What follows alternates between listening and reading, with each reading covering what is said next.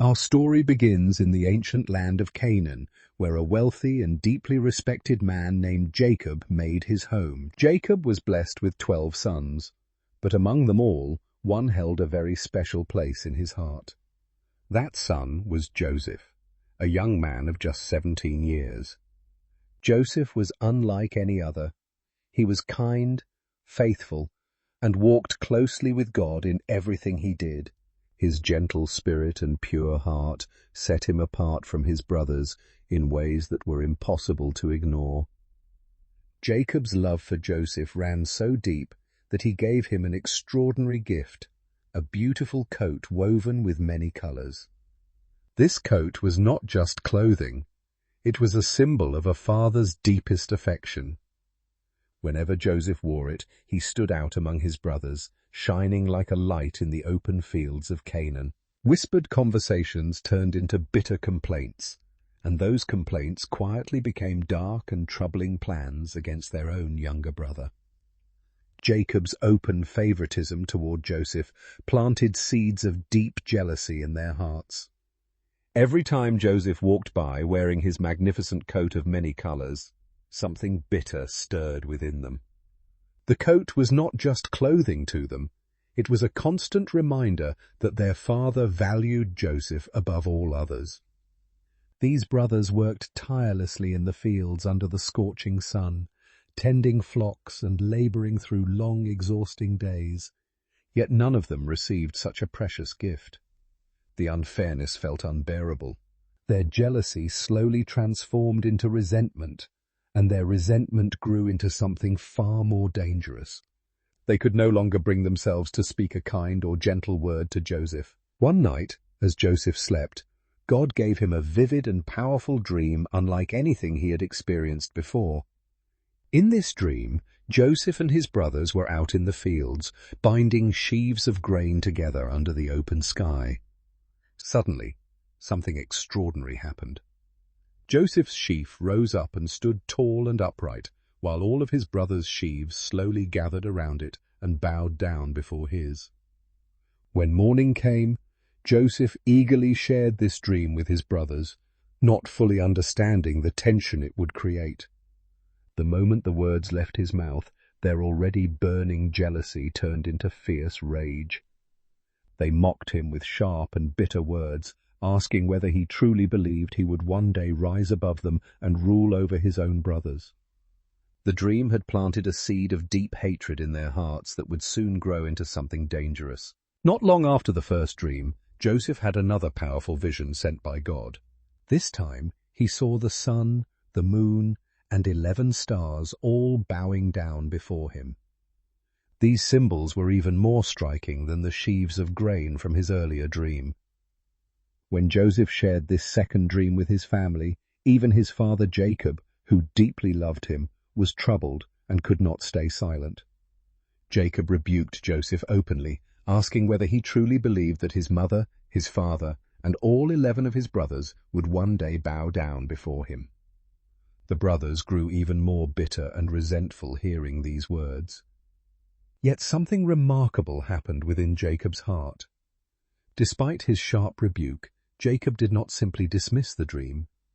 He quietly kept these things in his heart, wondering what God's greater purpose and plan might truly be for his beloved son Joseph. He stepped forward and urged his brothers to hold back, convincing them not to shed Joseph's blood, but instead throw him into a nearby dry and empty pit.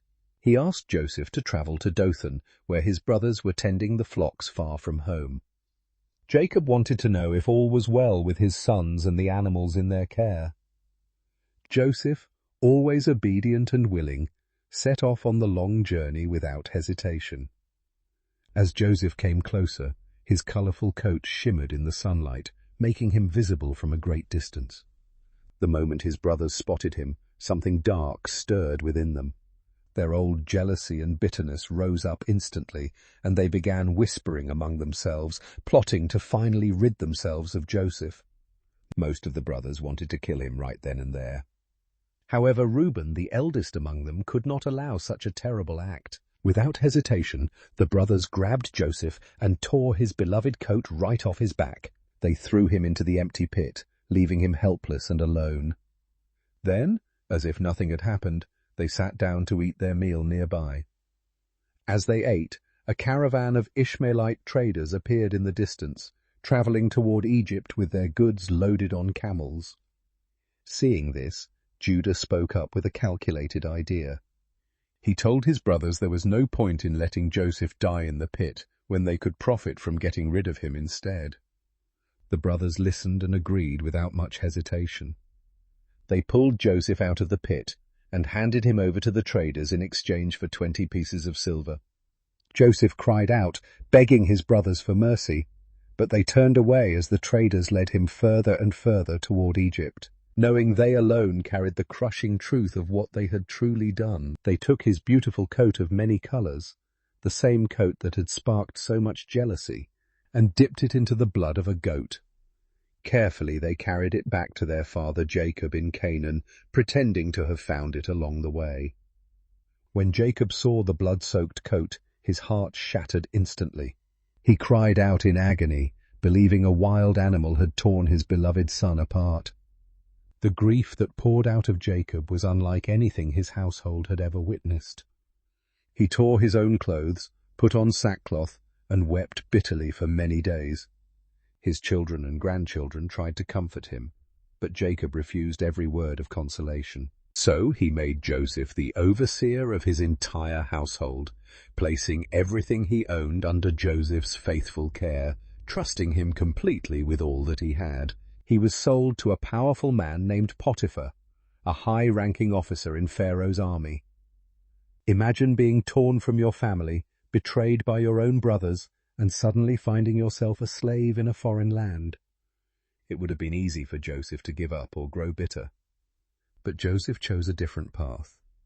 He worked with complete honesty and deep dedication, trusting that God had not forgotten him, and God truly blessed everything Joseph touched. Potiphar began to notice something remarkable about this young Hebrew slave. Success followed Joseph in every task he was given. However, Joseph's time of favor in Potiphar's house did not last without challenge. Potiphar's wife took notice of Joseph and tried repeatedly to tempt him into betraying his master's trust. Joseph firmly refused every time, choosing loyalty and righteousness over personal gain. Angered by his rejection, she made a false accusation against him, and Potiphar, believing her words, had Joseph thrown into prison despite his complete innocence. Yet even behind those cold prison walls, God did not abandon Joseph. The same faithfulness and integrity that Joseph had shown in Potiphar's house, he continued to display inside the prison. The prison warden could clearly see that something different and special rested upon this young man. God caused everything Joseph touched to prosper, and the warden soon placed Joseph in charge of all the other prisoners, trusting him completely with the daily running of the entire jail. Even in the darkness of prison, God continued to work through Joseph in remarkable ways. One day, 2 of Pharaoh's most important servants arrived in the same prison.